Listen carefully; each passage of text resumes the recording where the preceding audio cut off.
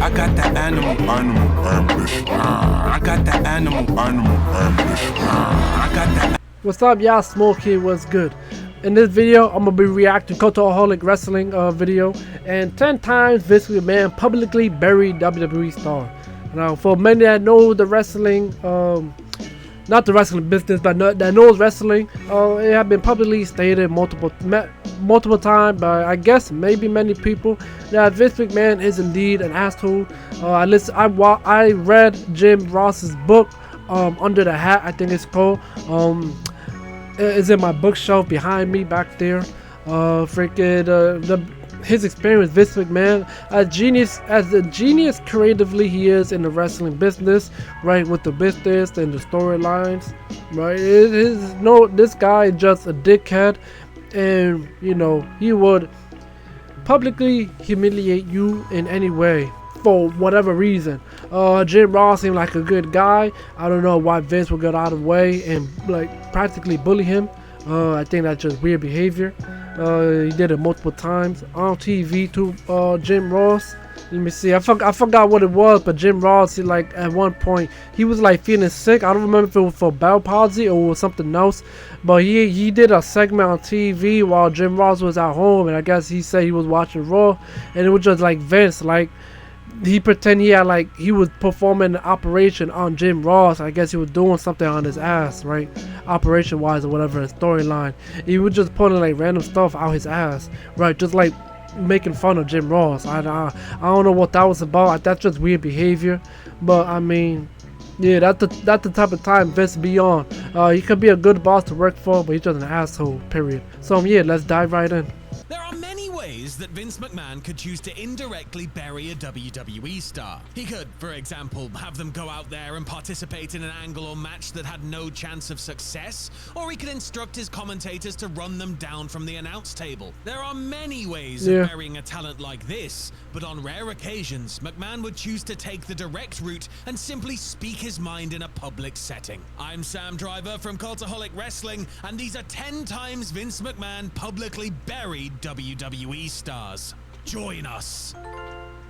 Number 10, The Ultimate Warrior. Vince McMahon had a special relationship with everyone who was a tippy-top star for WWE, and Jim Hellwig was no exception. The heir apparent to Hulk Hogan had a close bond with not just Vince, but also Linda McMahon, and occasionally spent time at their Connecticut home. But at the end of the day, professional wrestling was a business to the Ultimate Warrior, and the demands he made, both financial and creative, frequently put a strain on the relationship between the performer and the promoter. Warrior left WWE acrimoniously on various occasions, and lawsuits were filed between the two sides. WWE, in a Vince McMahon-sanctioned project, went to the extreme length of releasing an entire self-destruction of the Ultimate Warrior DVD set. Yeah, this is what he does, bro. That's savage, bro. Freaking things fell apart, the bridge burned, and Vince is like, alright, the self-destruction of the Ultimate Warrior. I'm like, damn, bro, that's crazy work. God damn. It was basically a feature-length character assassination of Hellwig and his famous creation. Years prior to that, during a 1998 appearance on TSN's Off the Record, Vince branded Warrior a lunatic. There was no shortage of bad blood between McMahon and Warrior, yet they ultimately buried the hatchet, and Warrior was inducted into the WWE Hall of Fame mere days before he shockingly passed away. Yeah, that was shocking. But at the end of the day, they're like, you know, they're older now. F all that. What's up with you? Because, I mean, bro, at that point, Ultimate Warrior was like 50 plus. Vince was like at least 60, probably 60 at that period of time. But yeah, just like a matter of just like, hey man, what's up with you? Because at that point, I don't see why the beef will continue onward into your 50s.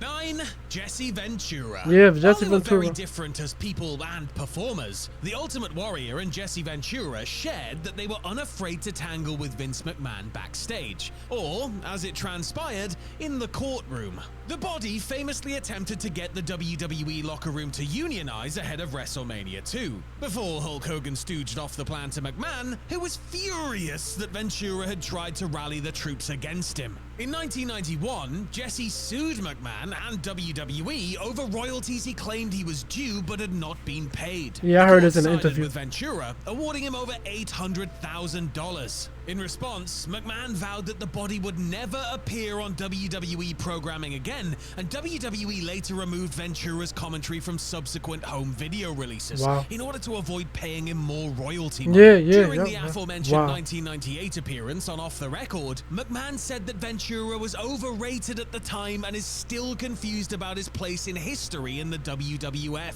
Of course, McMahon would ask the Minnesota governor to work for him in the future, including for the doomed XFL Football League, during which Vince was publicly critical of Ventura's announcing. Number 8, Jeff. And also, I remember Jesse came back in 2010. I guess it was just a one-night thing.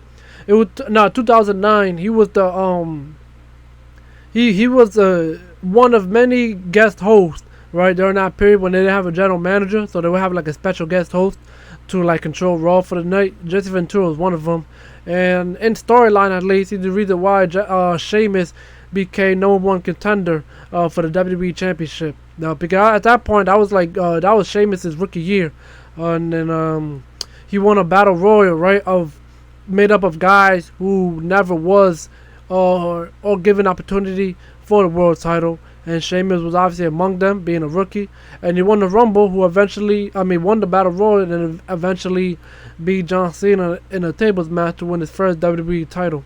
So, yeah. But after that, the Body wasn't seen again on WWE TV until years later, when Vince McMahon was like left the company.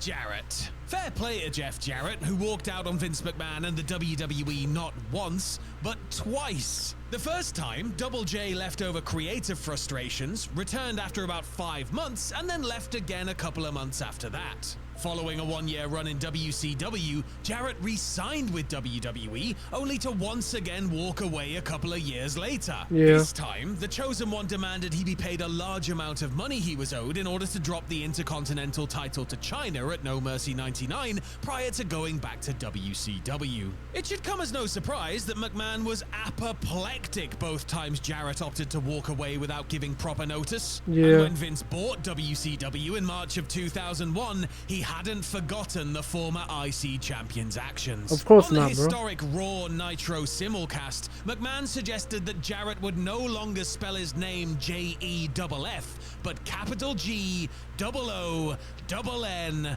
E. Wait, he wanted Jeff Jarrett to become a member of the Goonies. Oh, right. No, I see. God. Jarrett initially thought that Vince was shooting an angle with him before realizing that he had, in fact, been fired for real. Well, ain't that great? Number 7. I mean, he did do him dirty twice, bro. You know, so eventually he started TNA, right, with his brother, whoever it was.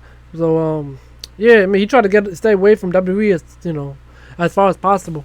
He did come back eventually for an angle or for a feud. An angle, really, because he was a special guest referee. But I think that was the last time he was on TV. Other than, I think he's in the Hall of Fame. But yeah. Lex Luger. You only needed to take one look at Lex Luger during his 90s prime to understand why Vince McMahon would absolutely adore him. The good-looking all-American boy with the body chiseled out of granite very much fit the mold of what McMahon looked for in his top WWE star. And in the summer of 93, the company went all out in pushing Luger as their next big hero. Traveling the country on his Lex Express tour bus, the total package was positioned as the successor to Hulk Hogan, who had not long left the promotion. Unfortunately, Luger didn't quite catch on with the masses as hoped, and a couple of years later, he opted to return to WCW right as the Monday Night Wars were about to begin. Lex was able to do so as he wasn't actually under a WWE contract at the time, and the manner in which he jumped ship caused McMahon to hold a grudge. Not only did Vince not bring Luger back after WWE bought WCW, he also kicked Lex while he was down by playing the 911 call from when Luger's partner Miss Elizabeth died. Wow. And during the Mr. McMahon Netflix documentary, Vince unfavorably compared Lex to Hogan and surmised that he was okay, but an overall disappointment. Number 6. Vince is so ugly now, bro. God damn. Cesaro.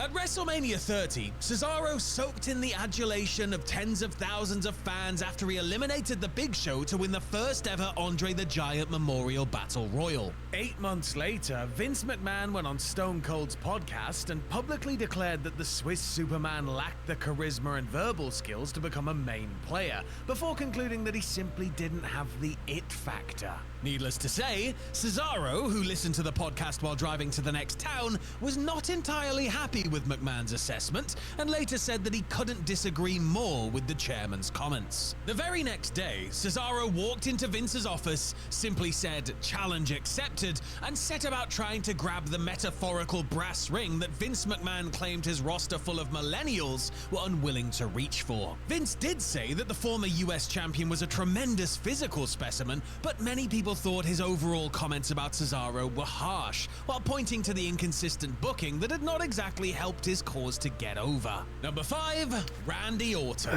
As a third-generation prospect who picked up the business at a rapid pace, for a long time it felt as though Randy Orton could really do no wrong.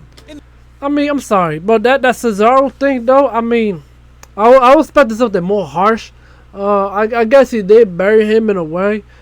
I remember this episode, that podcast episode. I didn't realize that was like 8 months after Cesaro won the Battle Royal. But it's like,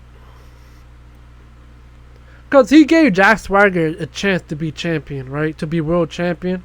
And then that was the only time he ever won it.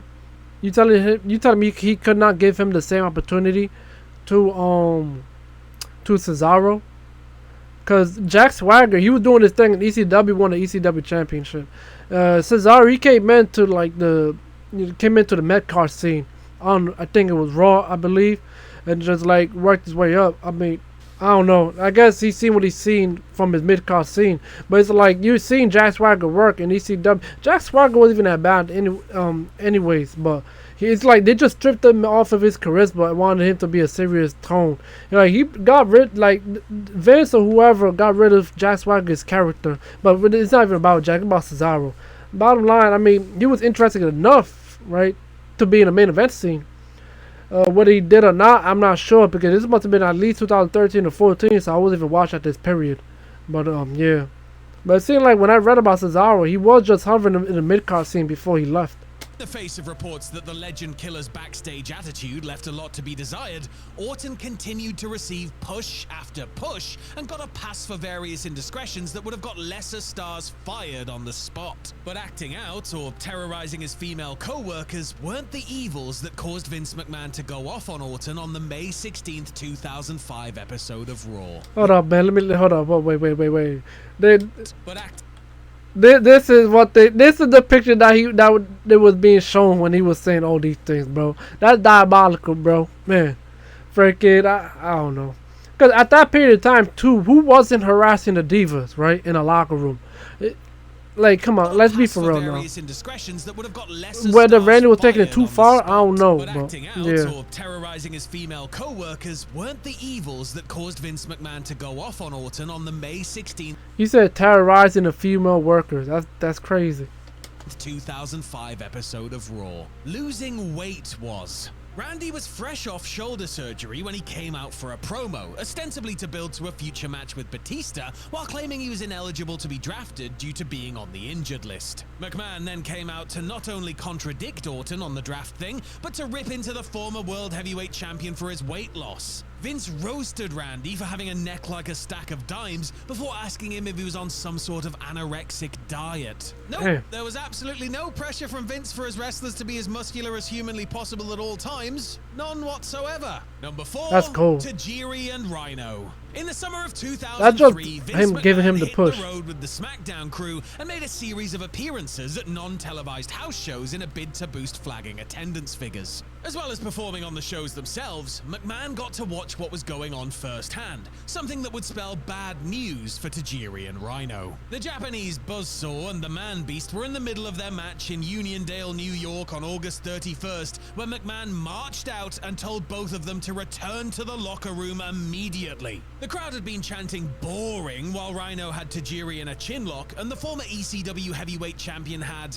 as instructed by an unnamed road agent, sat on the hold for longer. McMahon simply strolled out, said that he agreed with the crowd that the match was boring, and then told his wrestlers to hit the bricks so they could start the scheduled bikini contest. God Rhino later damn. revealed that Vince was apologetic for the in-ring burial and that his That's paycheck cool. for that particular show was double what it should have been, but it was still a chastening experience for both him and Tajiri. Number Wow. 3, Bret Hart. Between Oh, well, we know this. 1984 and 1997, Bret Hart was a rock for Vince McMahon and WWE. The hard-working hitman barely put a foot wrong during the course of a 13-year career that saw him go from anonymous undercard guy to tag team specialist to world champion and then one of WWE's most popular all-time stars. And then, in one night, everything changed. At the 1997 Survivor Series, McMahon conspired to screw Hart out of the WWE title in the show's main event, creating a rift between Bret and Vince that never fully healed.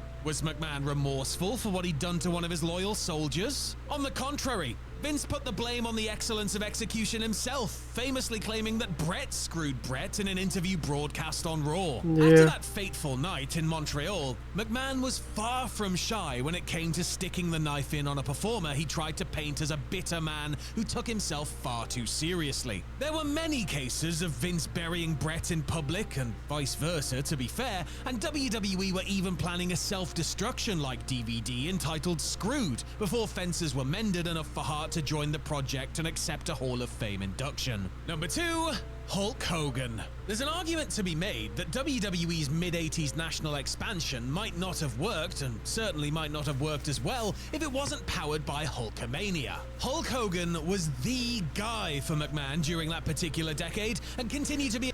Yeah, when WWE needed to flourish, especially being exposed to the whole nationally after taking over the territories, he needed at least one guy, perhaps, to take the wrestling world by storm. You know, from a wrestler perspective, and Hulk Hogan stepped up to the challenge. You know, and just capitalized the audience like no other, especially in that period. R.I.P. Hulk, even if you are a racist. A major star for WWE in the early 90s before leaving the organization in 93. Vince had wanted Hogan to be WWE's Babe Ruth and act as an ambassador who did the occasional major match, but Hulk opted to try his luck in Hollywood before signing with WCW. Yeah. Asked about Hogan by presenter Chet Kopic during an appearance on New Sport Talk in October of 94, McMahon claimed that Hogan never had a fantastic physique during his prime, no abs, and had gotten old and slow prior to his WWE departure. Expressing his disappointment that the Hulkster opted to join a minor league operation after supposedly telling Vince he'd never work for the competition, McMahon noted that everyone remembers Johnny Unitas playing for the Colts, no one remembers Johnny Unitas playing for the Chargers. Hogan and McMahon had a long and at times complex relationship filled with highs and lows, which often resulted in them taking public shots at one another. And number 1... I mean, yeah, that's... I mean, it worked out for the best though for both of them, I guess, right? But yeah, that's crazy work. Thought about it, he didn't look good anyways, no abs, yada yada. He was still a big muscular dude, bro. He didn't look like shit. God damn. Steve Austin. Aside from the Hulkster, there are few stars in the history of WWE who made as much money for Vince McMahon as Steve Austin did. The Texas Rattlesnake was one of the main reasons, if not the main reason, that WWE's fortunes turned around in the late 90s, enabling them to win the so-called Monday Night War with WCW. They needed a badass. They got the badass in Steve Austin. The rebellious dude said F the boss. Austin, a fiercely driven individual who was determined to keep his top spot, was given more leeway than most, which included turning down creative pitches for angles, matches, and even storylines. But if he was hard to work with, he was worth it. That is, until he didn't show up to work at all. Being asked to put over Brock Lesnar in a random Raw match was the straw that broke the already burnt out Bionic Redneck's back. Because at this point, they had nothing planned for Steve Austin. And being the star that he is, he was just like fed up with it. He even talked to Jim Ross. Jim Ross talked about in the book of Steve Austin's behavior because of the lack of storyline involving Steve. And to be asked to be put over this young guy named Brock Lesnar, he said, hell no, and how was this? So it was just unfortunate. I don't blame Steve with that frustration, but the wrestling business, you gotta do what you gotta do. You can't control everything, because at the end of the day, you're not the boss. You may influence some decisions, but you're not ultimately making them. And he chose to walk out of the company. McMahon responded by not only cutting a scathing promo on Austin that very night, but by dedicating an episode of WWE's new show Confidential to scolding Stone Cold for his decision to take his ball and go home. They ended up reconciling months later, but the sheer strength of McMahon's public burial caused fans and wrestlers alike to wonder if they'd seen the last of Steve Austin in WWE. Yeah, I mean, it's one of those things where you gotta vent your frustration, even in a public setting, to set the record straight, of letting people know that Vince is the boss, right? That's his thing, right? When he's burying these talent, like, you're not here without me. Like, where else are you gonna go? We're the #1 wrestling brand in the world, right? Never mind the country. Even at that period, like 90s and so on, probably late mid 80s and so on. So. Freaking eventually, you know, the fences had mended, and then they got back into a working relationship. Bret Hart, Steve Austin. I don't know about Lex Luger, to be honest. But yeah, Jeff Jarrett, when he came back eventually, I believe Vince was still there at the time. But yeah, it was an interesting video. I thought Jim Ross was gonna be in this video, but I guess this says bury. He didn't bury Jim, he just embarrassed him. If it was embarrassing, it's a different topic. Yeah, but yeah, thank you guys for watching. Peace. I'm out.